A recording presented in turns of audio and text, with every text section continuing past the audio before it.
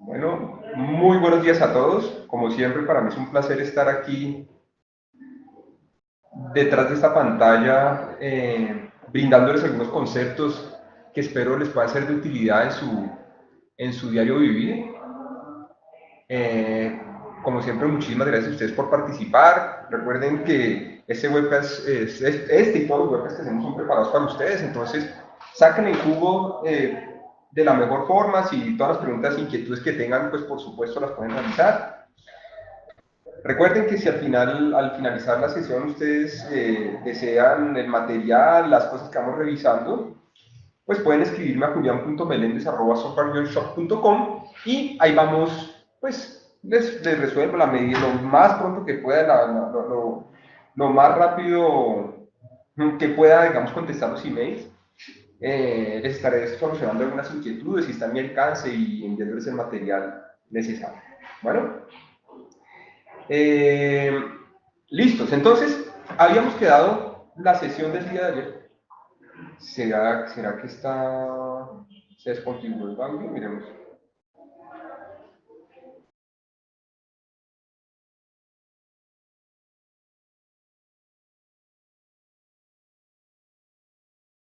Listo. Perfecto. Parece que estaba aquí desconfigurado el micro. Entonces espero que ya esté funcionando mucho mejor.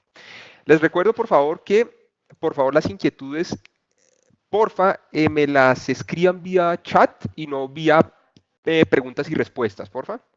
Si ustedes ven aquí tengo abierto el cuadrito de chat, el de P y R no lo tengo abierto porque no es tan fácil de ver. ¿Listos? Bueno, entonces nuestra sesión pasada nos introdujimos al concepto de optimización y diversificación. En esencia, lo que hablamos fue del concepto de programación lineal y cómo, digamos, el ejercicio, el proceso de optimización lineal, de programación lineal, perdón, nos sirve para eh, tomar decisiones, para resolver problemas en situaciones donde se presentan algunos elementos eh, que caracterizan un problema, que me permiten caracterizar el problema. Decíamos, decíamos que esos elementos son el objetivo, un objetivo que es susceptible de ser optimizado, es decir, maximizado o minimizado. Unas decisiones, que son las variables sobre las cuales yo voy a poder actuar, realmente son las variables sobre las cuales yo voy a realizar algún tipo de cambio con el fin de llegar a un resultado. Y finalmente hay unas restricciones que son las que le brindan cotas, ¿sí? Cotas, no solo para que haya factibilidad en términos de la solución del problema, que el modelo sea un modelo que tenga solución, sino que adicionalmente la vida misma se presenta como una situación con escenarios donde siempre hay restricciones, ¿no? Realmente, digamos, unos principios de la vida misma que en general los recursos a los que siempre, digamos, estamos expuestos son limitados. Bueno, entonces veíamos esto, vimos un ejemplo de optimización básico, que era una manufactura de unos sacos de golf. Vimos un poco sobre la cuestión de la solución gráfica, veíamos cuál era la incidencia de las distintas restricciones y de mi línea objetivo, a la hora de la resolución. Decíamos que toda la zona que comprende todas las posibles resoluciones donde se respetan todas las restricciones es lo que se conoce como región factible.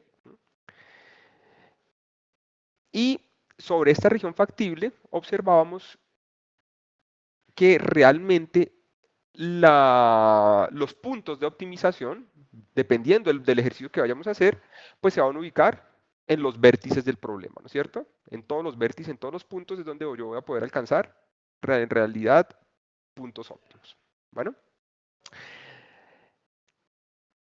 quedamos entonces en la clase pasada la, en situaciones especiales, ¿sí? En un problema en una situación, valga la redundancia, una situación de situaciones especiales.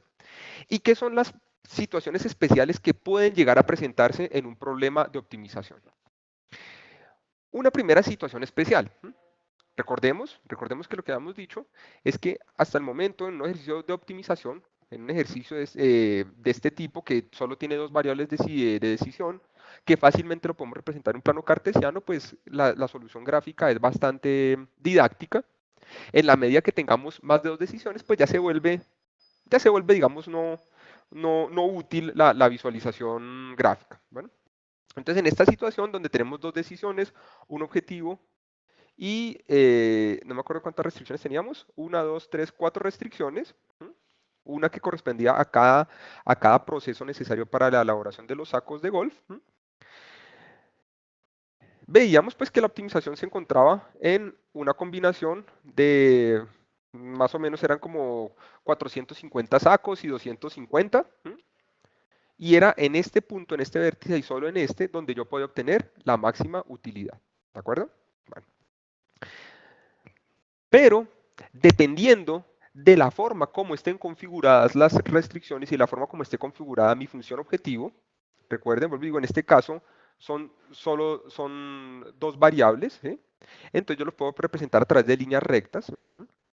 Vamos a ver entonces que dependiendo de la pendiente con la que se presenten las restricciones y con la pendiente que se presente mi variable objetivo, mi función objetivo, perdón, yo voy a poder llegar a una solución a una situación con soluciones óptimas alternativas. Por ejemplo, esta situación tal como está configurado acá,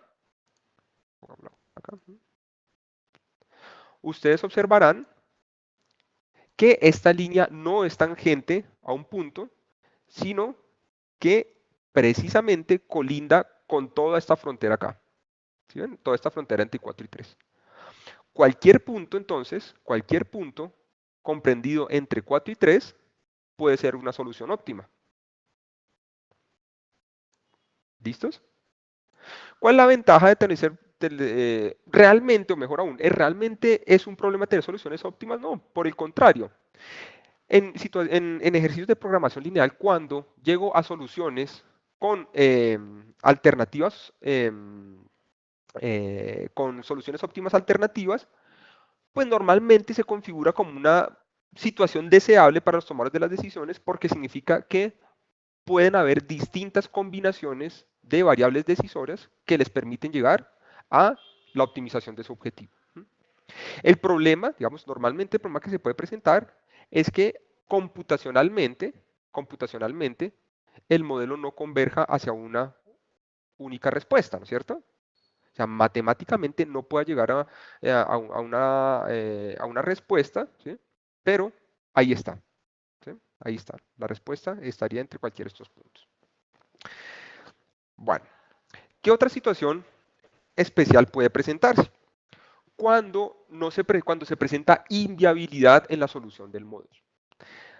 Una situación de inviabilidad es cuando ocurre algo del estilo que está representado en el gráfico, que la región factible queda por debajo de los puntos que servirían o los puntos que permitirían cumplir los objetivos de la administración, del individuo, de la gente, para la resolución del problema. ¿Listos? En este caso, por ejemplo, si mi línea de objetivos se encuentra por este lado, digamos, estamos hablando, a ver, pongamos esta línea acá, digamos, si mi línea fuera así, no sé, digamos que ese fuera el objetivo mínimo, observen que nunca, ¿sí? Nunca estaría tocando la región factible. Y al no tocar la región factible, pues simplemente estoy diciendo que no encuentro una solución. ¿Por qué se presenta esto? Bueno, bien es o porque las expectativas son muy altas, digamos los objetivos son muy altos, o porque las restricciones son o muy fuertes o son muchas. ¿Listos? Entonces, si yo quiero encontrar una solución para el problema, algo tengo que eh, aflojar, ¿no es cierto? Algo tengo que suavizar, algún tipo de restricción tendría que quitar, tendría que flexibilizar, bueno, en fin, cualquier cosa con tal de resolver el problema. ¿Qué otra situación se puede presentar? Digamos. Pues tu pregunta, Franco, respecto a si pueden haber dos soluciones, digamos, realmente la vemos acá, ¿no es cierto? De hecho, pueden haber situaciones no solo donde hay dos soluciones, sino que pueden haber muchas soluciones implícitas, ¿no es cierto? De hecho, si habláramos que nuestras decisiones son variables continuas, ¿m? Podría existir, digamos, infinitas respuestas acá, ¿no es cierto? Es típico que con las variables de decisión normalmente digamos, se trabajan a los de números discretos, entonces digamos que no serían infinitas, pero podrían ser muchas. Bueno, y finalmente están situaciones donde no existe acotación en los términos de la optimización de un objetivo. Es decir, hay una posibilidad ilimitada de obtener solución. Si ustedes ven, en este caso, tengo mis curvas, tengo mis funciones objetivo, todas paralelas, digamos todas, digamos la relación que existe entre X y Y es la misma, pero por alguna falla en el planteamiento de mi modelo, por la omisión de una o algunas restricciones, llego a crear una región factible representada, por ejemplo, como la que está aquí en este cuadro, ¿no es cierto? En este cuadro. Si mi región factible llega a ser algo de este estilo, pues ¿qué significa? Que yo simplemente podré incrementar el objetivo, ¿sí? Y por supuesto, entre más lo incremente, pues mayor será el resultado a obtener. En este caso estaríamos hablando de utilidad, ¿no es cierto? ¿Cuál es el problema? El problema, sin lugar a dudas, es de un mal planteamiento o la omisión de restricciones. ¿De acuerdo? Bueno. Listos. Entonces, miremos ahora lo siguiente. Veamos aquí algunos ejemplos. Damos algunos ejemplos que también me gustaría plantearles. Bueno, ¿alguna pregunta hasta el momento? Todo suave, ¿no es cierto? Bueno, miremos acá. Entonces, voy a abrir este ejemplo que tengo acá. Optimización. Y voy a revisar también algunos que tenemos acá.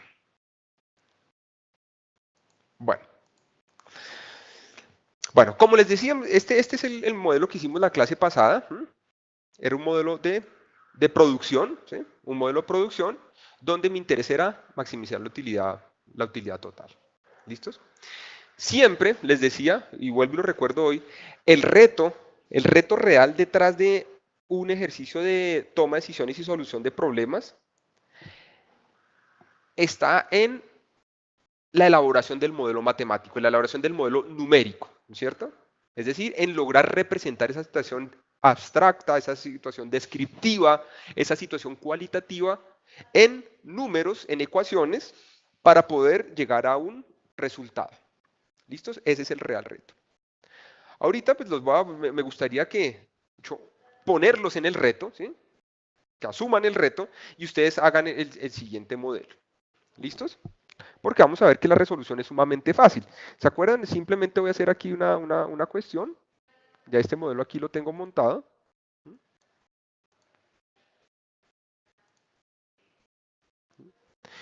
Y lo que decíamos, ¿se acuerdan? Era optimizar esto, ¿no? Entonces era optimice este resultado cambiando estas celdas,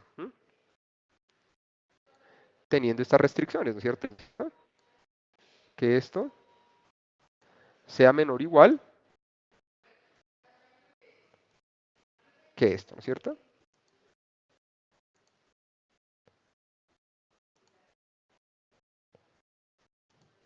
Y ahí me daba, ¿no es cierto?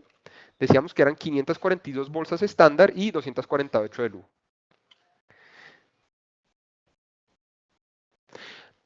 Vamos a ver ahorita, digamos que la diferencia, por ejemplo, entre este solver, ¿sí? Entre este solver que trae aquí Excel o el solver que trae, por ejemplo, programas como ReSimulator, o el solver que trae, por ejemplo, como problemas como GAMS, ¿sí?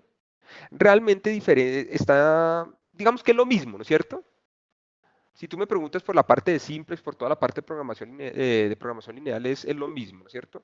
Lo que se diferencia un solver digamos, los distintos solver que podemos encontrar en los distintos software, pues hace alusiones a la capacidad para la asunción de restricciones, para la manipulación de decisiones, ¿sí? Para la velocidad de procesamiento, para el número de motores de resolución disponibles, ¿sí? Si un problema no llega a ser lineal, ¿sí? Pues pueden existir muchísimas maneras de que se pueda resolver, ¿no es cierto? Entonces, realmente la diferencia, no solo entre el solver de Excel y sino el de ReSimulator es, digamos, en esos aspectos que te menciono. Cantidad de motores de resolución, cantidad de gestión de datos y velocidad, en esencia. Bueno, entonces, eh, a ver, ¿será que primero muestro esto acá y hacemos el ejercicio? No, hagamos el ejercicio y les termino por mostrar algo. Bueno, tengo el siguiente modelo. ¿Listos? Tengo el siguiente modelo y me gustaría, si ustedes están ahí enfrente de Excel, que lo realicen. ¿Listos? Bueno, hay una empresa, entonces les voy a escribir el problema, les voy a dejar en la pantalla, digamos, el planteamiento que yo tengo de este modelo, pero no les voy a mostrar la formulación para que lo ensayen. Bueno, entonces, veamos lo siguiente. Tengo una empresa que produce insumos químicos. ¿Listos? Produce insumos químicos. Un insumo químico A y un insumo químico B que sirven como materias primas para la elaboración de detergentes. Detergentes para baño y detergentes industriales. La producción, digamos, del insumo A y el insumo B es en galones, ¿listos? Los producimos en galones y resulta que cuando nosotros miramos, pues, averiguamos con nuestro jefe de producción, averiguamos con la parte financiera, la parte de presupuesto, después de haber hecho la revisión de inventarios, de hacer una revisión de la demanda potencial que tenemos para el próximo mes, se concluye que no podemos, que debemos producir por lo menos, se concluye que debemos producir por lo menos 350 galones. ¿Listos? Entonces, elemento número uno, producimos dos insumos, el A y el B. El elemento número dos es en galones la producción. Elemento número tres, para el próximo mes tenemos que producir por lo menos 350 galones. ¿Listos? Entonces, ese es un dato importante. Por lo menos 350 galones. Segundo dato, de esos 350 galones, ¿sí? Entonces, aquí les puedo ir anotando para que me vayan siguiendo. Uno, producción mínima de 350 galones. ¿Listo?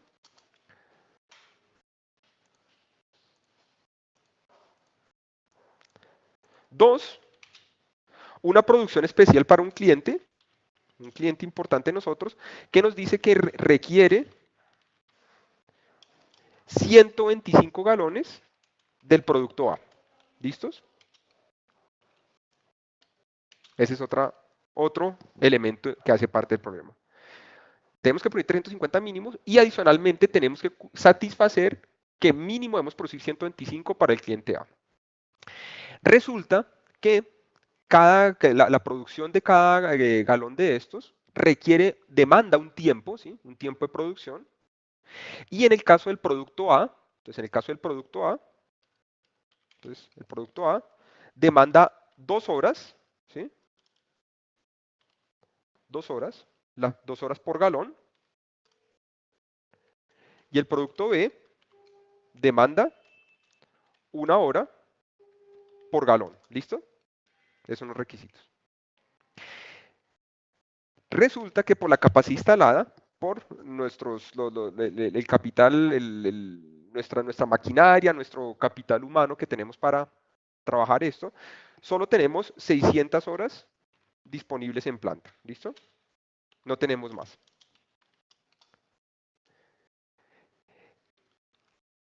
El costo, el costo total de cada galón, entonces finalmente tenemos que el costo total de cada galón es para la producción de A, son $2, $2 por galón, y para la producción de B, cada galón nos cuesta $3. ¿Listos? Entonces, con esa información, yo lo que les pido es que traten de plantear un modelo, y me indiquen cuánto deberíamos producir de A y de B para que, satisfaciendo todas nuestras necesidades de producción, podamos realizar, digamos, esa manufactura al mínimo costo posible. ¿Listos? Entonces, si quieren, les doy 5 minuticos y les voy comentando mientras. Entonces, que ahorita vamos a ver unos ejercicios. Entonces, vamos a mirar de pronto, vamos a mirar un ejercicio de optimización de portafolio. Vamos a mirar un ejercicio de optimización de los distintos tipos de optimizaciones: estática, dinámica, estocástica. Miramos una optimización discreta y miramos un ejercicio de frontera eficiente. ¿Listos? Eso es lo que tengo preparado para el día de hoy.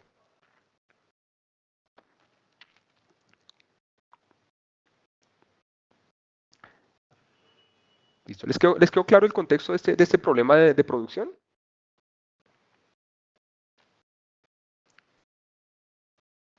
¿5 minutos? ¿Les parece bien? Para que lo trabajen ahí en este momento en sus computadores y traten de resolverlo.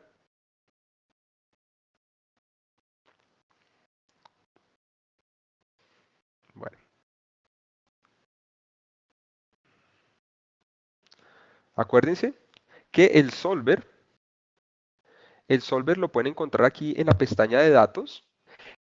Si no lo tienen habilitado, entonces vayan a archivos, opciones, complementos, y en complementos de Excel, aquí donde dice complementos de Excel,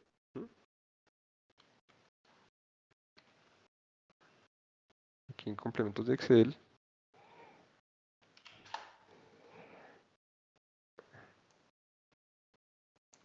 le ponen ir, y habilitan solver. ¿Listos? Y habilitan solver.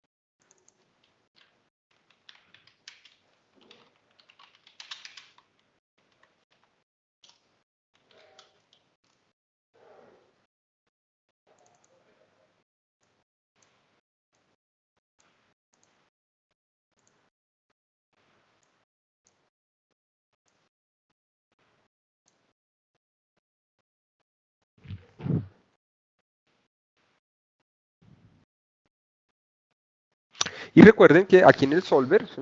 En el solver, simplemente es seguir unas indicaciones básicas, ¿no es cierto? Entonces, ¿quién es su objetivo? ¿Qué quieren hacer con él? Maximizarlo, minimizarlo. ¿Qué celdas quieren cambiar? ¿Mm? ¿Qué celdas quieren cambiar? Y las restricciones. Ya, digamos, 3 minuticos, procedo a hacer el ejercicio. Bueno.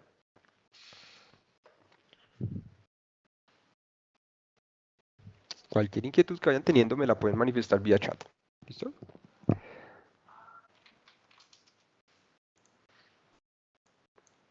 Bueno, procedemos. ¿Vamos avanzando? Listos. Bueno, entonces vean, en esencia, yo les digo, realmente esto es el reto, ¿no? Esto es el reto, llegar a esto, porque la resolución a través de herramientas informáticas es muy fácil. Entonces, ustedes ven, ¿cuál es el objetivo? El objetivo será la minimización del costo. ¿Cuáles serán las decisiones? ¿Cuánto produzco y cuáles serán las restricciones? Bueno, las limitaciones que tengo en términos de mínima producción, la satisfacción de producción para un cliente y las horas que tengo disponibles en planta para poder fabricar los insumos, ¿cierto?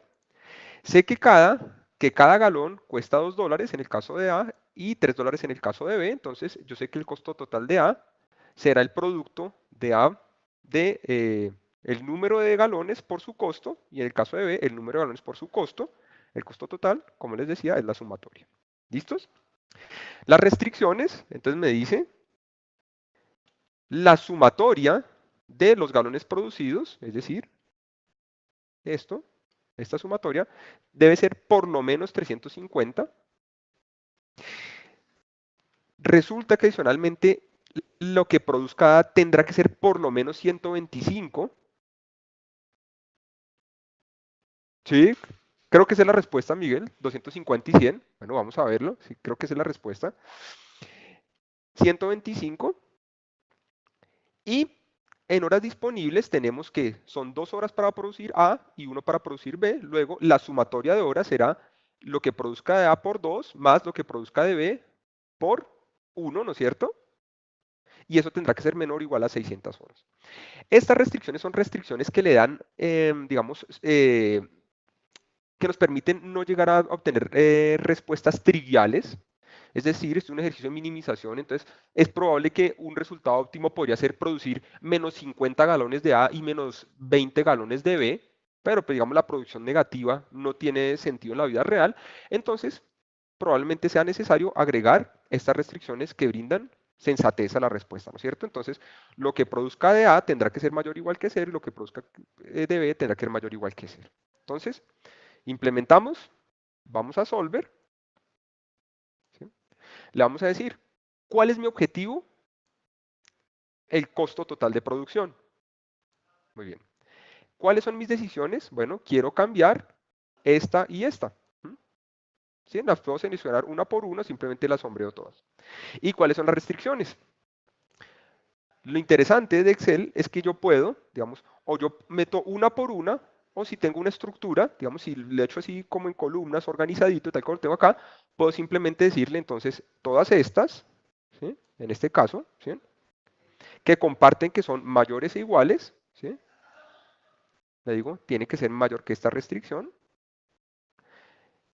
¿sí? Le voy a poner agregue esta restricción, esta ya es distinta porque es menor o igual, entonces este es menor o igual que 600, y voy a agregarle que eh, esto sea mayor o igual que esto, y que esto sea mayor o igual que esto. ¿Listos? Ahí está. Quiero verificar, voy a ponerle aquí, no estoy seguro. A ver, listo, voy a poner esto acá. No estoy seguro que aquí tenga formulado, pero no importa, lo voy a poner resolver.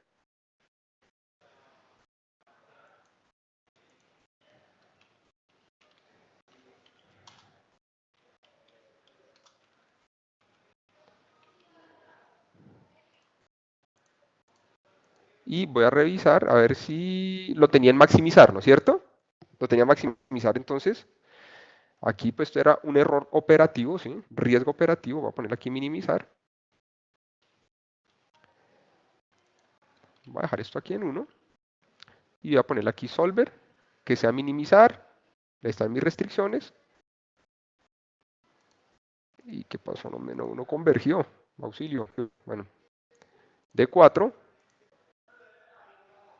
cambiando mis D10, F10.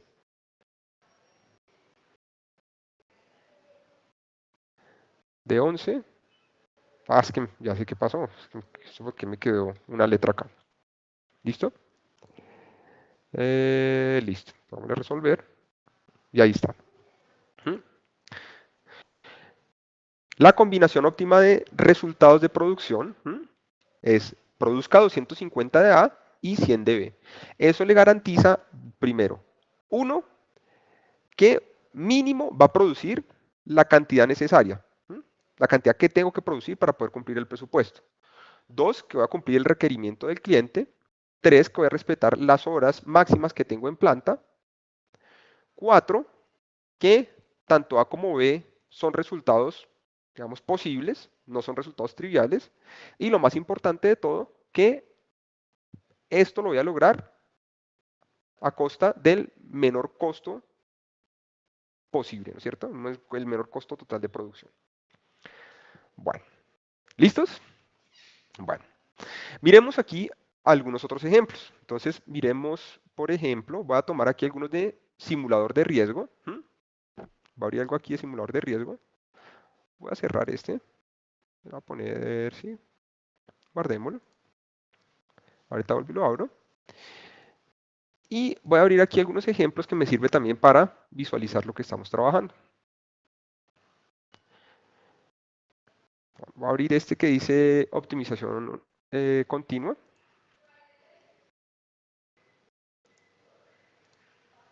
Y ya lo revisamos. Bueno, ¿qué metodologías existen de optimización?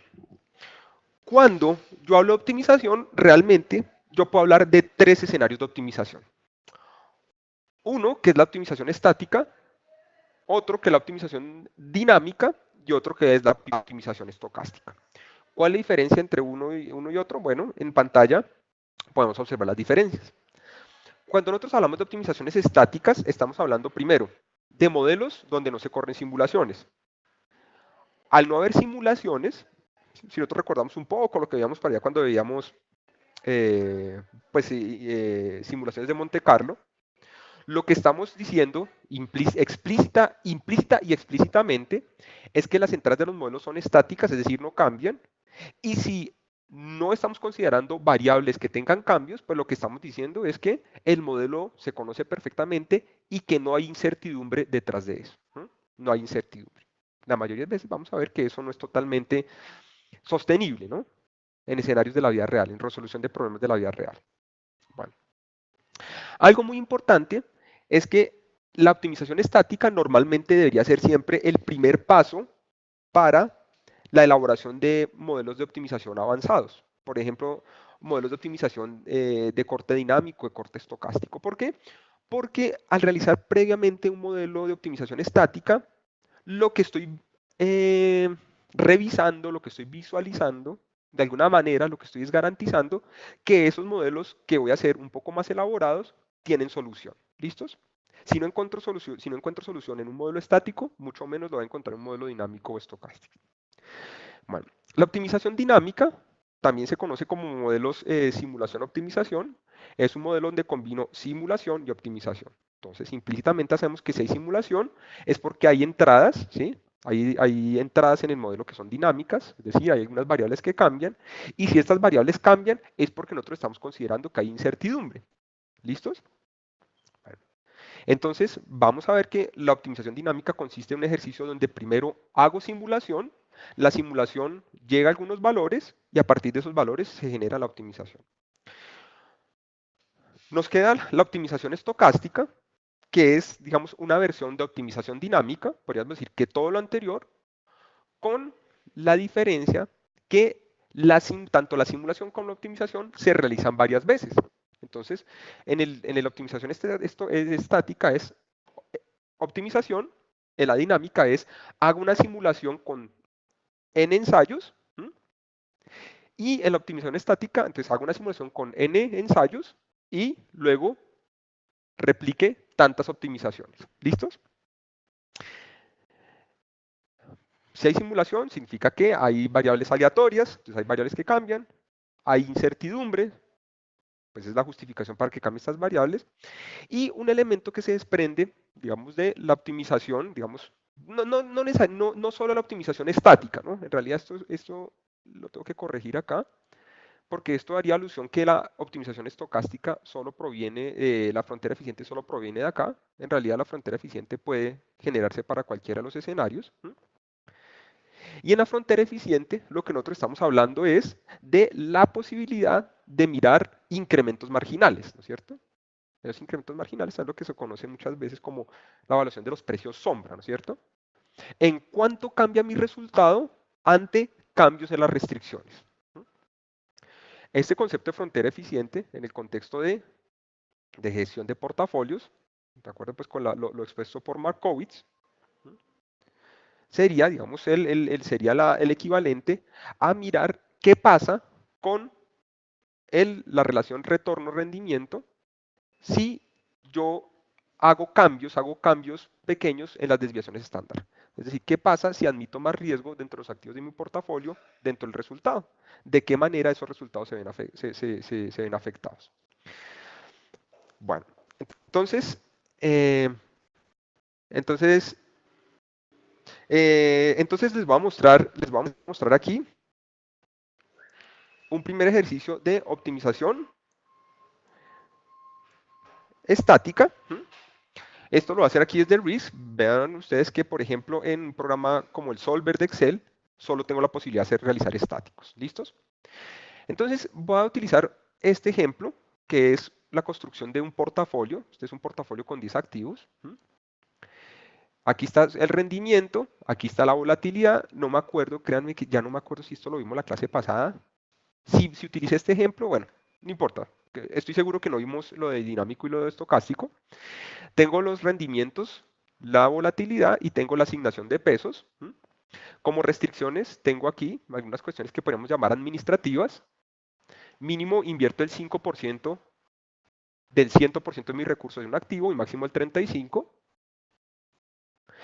Voy a invertir el 100% de los recursos que me da mi cliente o que necesito gestionar.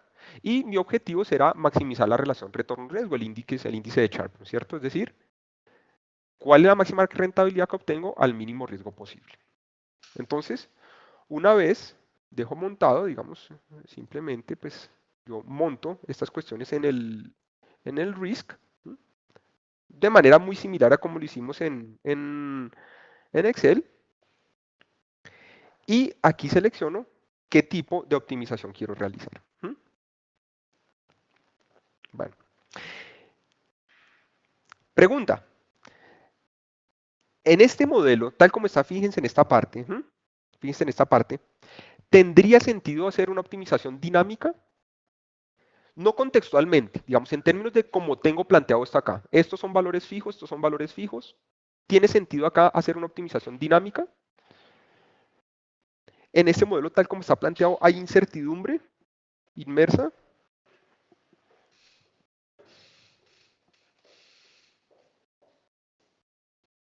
No, ¿no es cierto? No. Si en este modelo, realmente, si esto es fijo, si todo es fijo, o sea, no estoy dando espacio para la incertidumbre, por ende no tiene ningún sentido que yo haga una simulación, ¿cierto? Entonces voy a poner aquí optimización estática, le pongo OK.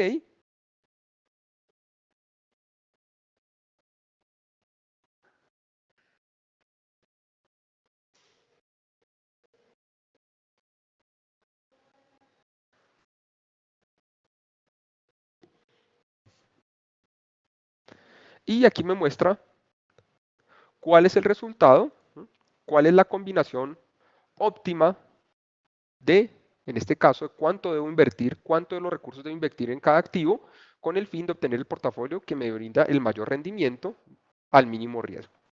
Como ustedes observan, habían unos activos que estaban subvalorados, si partíamos de una asignación de pesos de 10, y otros que claramente estaban sobrevalorados, ¿no es cierto? Por ejemplo, el activo 2 está invirtiendo más de lo que debería para obtener un óptimo rendimiento. ¿Listos? Vale. ¿En qué podría haber, por ejemplo, si yo quisiera hacer un modelo dinámico donde podría haber incertidumbre? Por ejemplo, en torno a la volatilidad, ¿no es cierto? Yo podría decir, bueno, si históricamente, digamos, históricamente yo conozco las volatilidades, podría hacer un ajuste de distribuciones, ¿sí?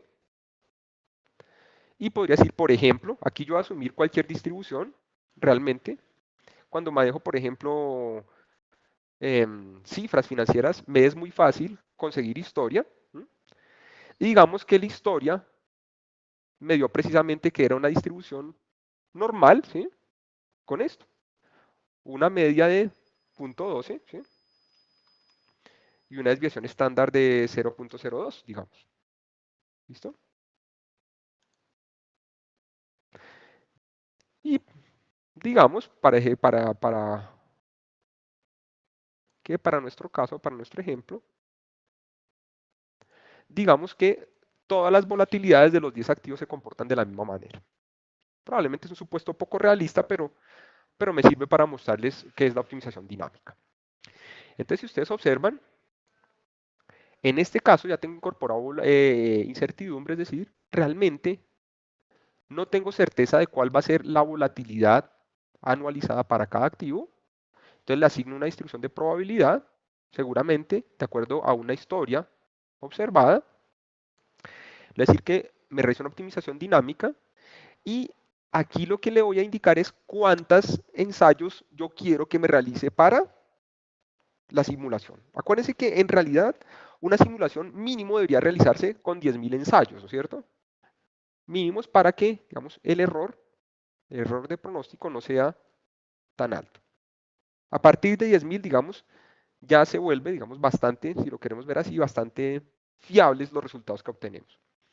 Dejémoslo con 1000 y démosle OK. Entonces, si ustedes observan, lo primero que va a hacer el programa, o lo que va a hacer un programa en un ejercicio de optimización dinámica, es simular los valores que están sujetos a incertidumbre,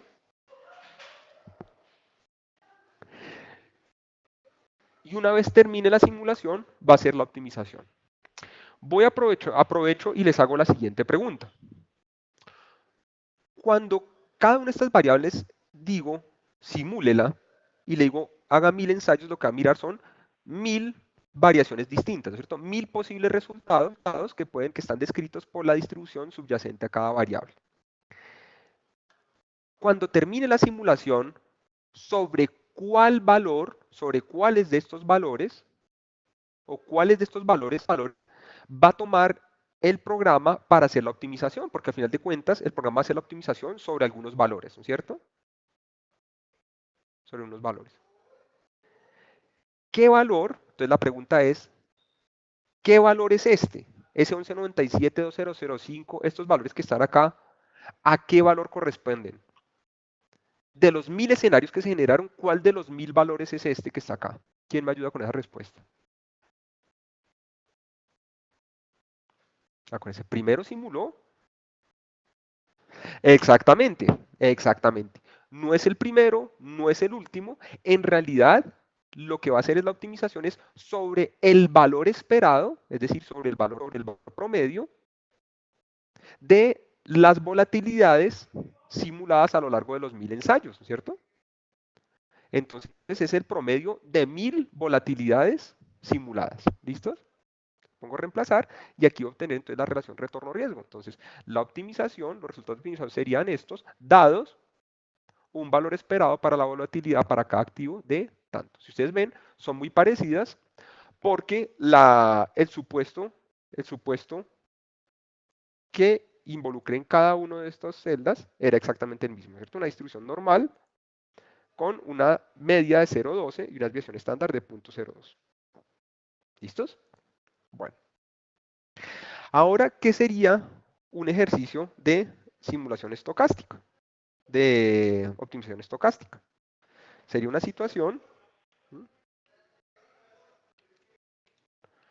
donde yo primero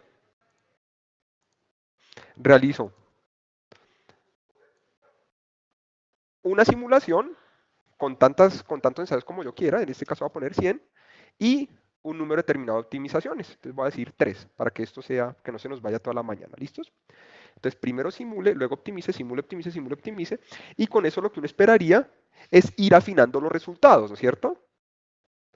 Después de muchos escenarios de simulación, ¿cuáles serían los resultados de optimización? ¿No es cierto? Entonces ustedes ven, simula, optimiza, simula, optimiza, simula, optimiza. Entonces, en este caso, tal como lo plantea, hacer una simulación de 100 resultados, de 100 escenarios, optimiza. Simulación de 100 escenarios, optimiza segunda vez. Simulación de 100 escenarios, optimiza tercera vez. ¿Qué estoy buscando?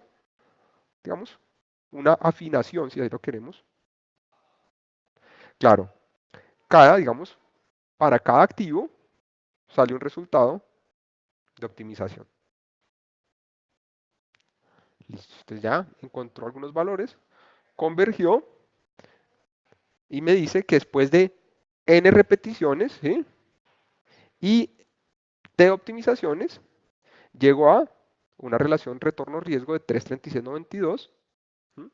Que es el valor máximo posible dadas las condiciones que planteé para el problema. ¿Listos? ¿Qué otro tipo, digamos, de simulaciones yo puedo hacer? Más bien, perdón, optimizaciones. Yo puedo, digamos, voy a tomar aquí un ejemplo también de acá, por ejemplo, este que dice discreto. Voy a eliminar esto acá.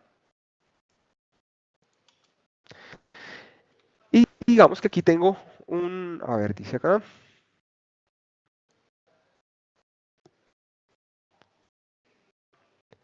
Bueno, en general lo que te diría, digamos, para eh, hablar de variables aleatorias en, en rendimientos o en riesgo, pues el supuesto de normalidad puede estar bien, ¿no es cierto? Puede estar, digamos, puede estar bien. Normalmente esas son distribuciones que tienden a ser acampanadas. Realmente, pues lo que eso sugiere que en ejercicios de la vida real, sobre todo si vas a trabajar portafolios con activos financieros, los activos financieros, como les decía, tienen una particularidad, es que cuentan con mucha información disponible, ¿sí? Con una dimensión de tiempo grandísima, con distintas granularidades, ¿no es cierto? Es decir, uno perfectamente, dependiendo del activo que trabaje, puede conseguir historia desde historia por años, por días, por meses, por horas, por minutos, por segundos, ¿no es cierto? ¿A qué voy con eso? Que si tú tienes la posibilidad de conseguir historia sobre una variable, puedes conseguir los rendimientos anualizados y puedes conseguir la volatilidad, realmente no tendrías que ponerte a suponer cuál es la mejor distribución, sino que haces un ajuste de distribución, utilizas por ejemplo ReSimulator, te permite, dada una historia, digamos una serie de valores, ajustar cuál es la distribución, de probabilidad que mejor describe esa variable. Entonces probablemente te diga que es normal, pero no solo te va a decir normal, sino cuáles son los parámetros que deberían definir esa normal, porque acuérdate que detrás de cada distribución no basta con decir cuál es la mejor distribución que describe un evento, sino adicionalmente cuáles son los parámetros que describen ese evento, ¿no es cierto? En el caso de la normal sería la media y la varianza poblacional, la desviación estándar poblacional. ¿Listo? Pero digamos en general, para responderte la pregunta, Miguel, ¿sí? Una distribución normal, la mayoría de veces suena como algo sensato. Bueno, aquí tengo un portafolio, digamos en este caso es de proyectos.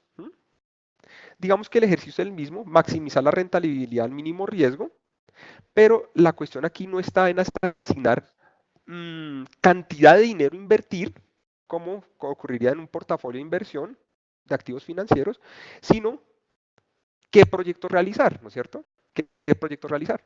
En este caso, digamos, tenemos un criterio, tal como está planteado, que de los 12 proyectos, digamos, solo tenemos una capacidad logística, una capacidad administrativa de gestionar 6 proyectos. Entonces, ¿cuáles de estos serán los 6 proyectos que hacen que el rendimiento de este portafolio sea el más alto posible? Entonces, si ustedes ven, por ejemplo, si aquí tengo una decisión, pues aquí tengo la posibilidad de seleccionar decisiones continuas, enteras, binarias, como sea.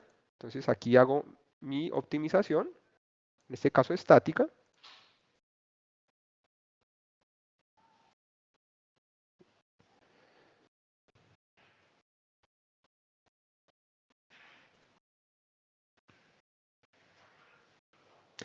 Y obtengo un resultado que me dice los 6 proyectos que le maximizarían a usted la rentabilidad de este portafolio de proyectos sería el primero, el cuarto, el sexto, el octavo, el 11 y el 12.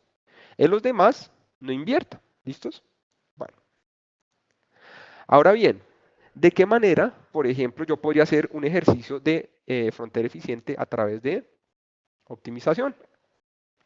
Bueno, obviamente, digamos esto por lo que son ejercicios iterativos, normalmente pues se vuelven viables en la medida que tengo una herramienta informática. En este caso voy a utilizar pues ReSimulator, que es lo que venía utilizando hasta el momento. Y decíamos que la frontera eficiente lo que me muestra cuáles son las variaciones en el objetivo cuando yo hago cambios, normalmente, cambios pequeños, cambios sutiles, a nivel de las restricciones. ¿Listos? Entonces ustedes ven aquí en las restricciones, yo tengo 2 restricciones. Una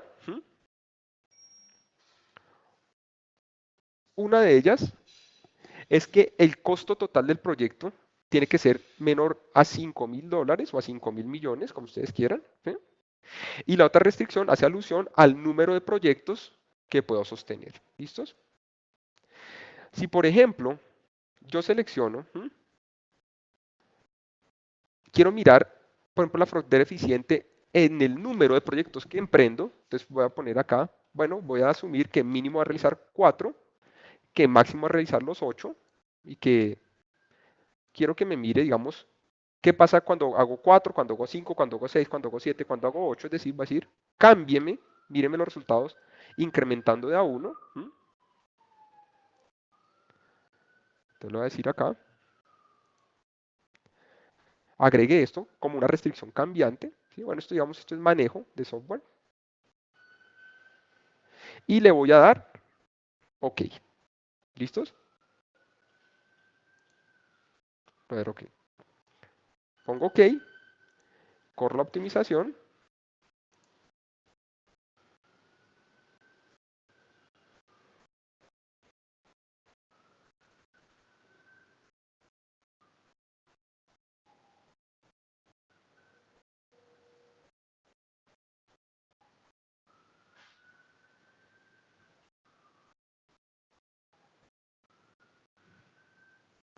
Pensando.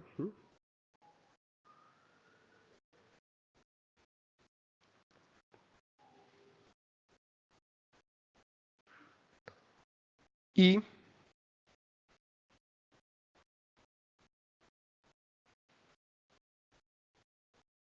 bueno, espero que termine antes de las 5 de la tarde. Realmente ustedes se ven pues, que detrás de eso, digamos, la cantidad de posibilidades son muchas. Pues imagínense si un software, si una herramienta informática, ni un minuto más, digamos, si una herramienta informática se demora este tiempo, pues imagínense si uno lo hiciera a pedal, ¿no es cierto? Si uno lo hiciera con sus propios medios, sería una imposibilidad operativa. Bueno, y normalmente en un ejercicio de frontera eficiente aquí observamos que ya hubo convergencia. Lo que nos va a interesar es la curva que se forma, ¿no es cierto? Entonces, si ustedes observan, con cada, digamos, con cada nuevo proyecto, lo que puedo alcanzar. Entonces, si ustedes ven, si realizo 4 proyectos, lo máximo que podría encontrar sería una rentabilidad alrededor del 3,45. Si emprendo 5 sería un alrededor de 3,7. ¿Sí? Si hago un 6 alrededor de 3,75. Si ustedes observan, emprender más de 6 proyectos o más realmente no me va a generar cambios dentro de mi resultado esperado, ¿no es cierto? Entonces, útil, ¿no es cierto? Cuando yo tengo ejercicios de este tipo, como de frontera eficiente, también lo que puedo decir es, ¿para qué gasto mi tiempo y mis recursos gestionando 8 proyectos cuando no voy a lograr mayores resultados a los que logro con 6, ¿no es cierto? ¿O por qué voy a desperdiciar mis recursos emprendiendo 5 proyectos, ¿sí? Cuando si emprendo 6 recursos puedo obtener una mayor rentabilidad. Ahí está. Ese, digamos, grosso modo es el concepto de frontera eficiente. Y como les decía, pues dependiendo, digamos, dependiendo del programa que utilice, pues yo tendré posibilidades, ¿no es cierto? Tener posibilidades de hacer muchas cosas. Eh, por ejemplo, solo para cerrar, para mostrarles una cuestión, digamos, aquí tenía un problema que típicamente este no es, que es clásico para ejemplificar los ejercicios de programación lineal, es el modelo de transporte de Danzig, ¿sí?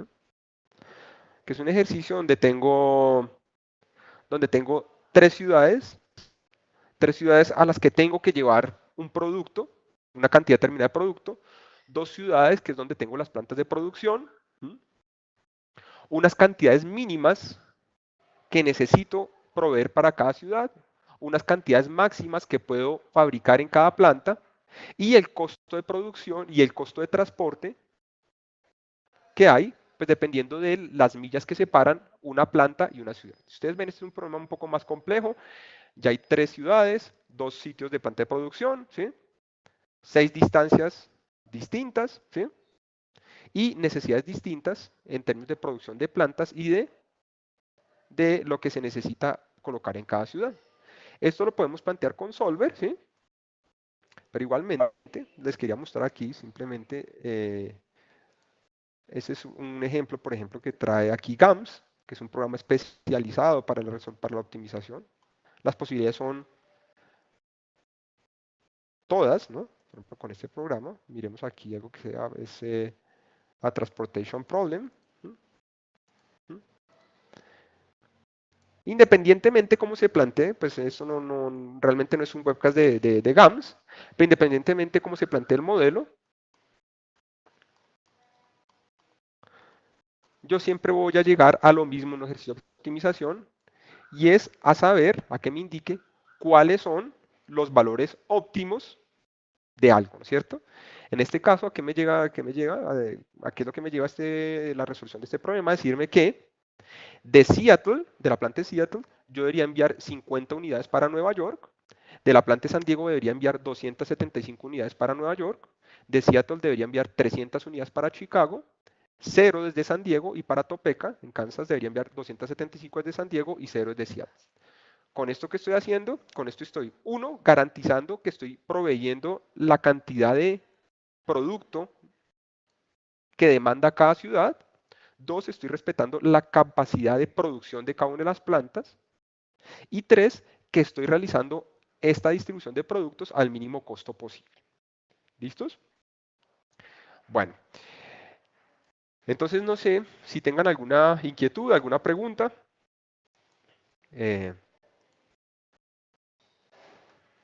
Cualquier cosa, pues ya sabe, tienen mi mail, william.melendez@softwareionshop.com.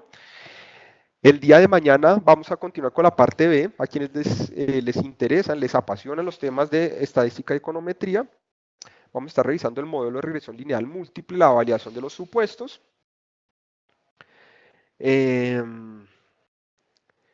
Y bueno, los invito a que visiten nuestra página, que revisen el cronograma, de capacitaciones.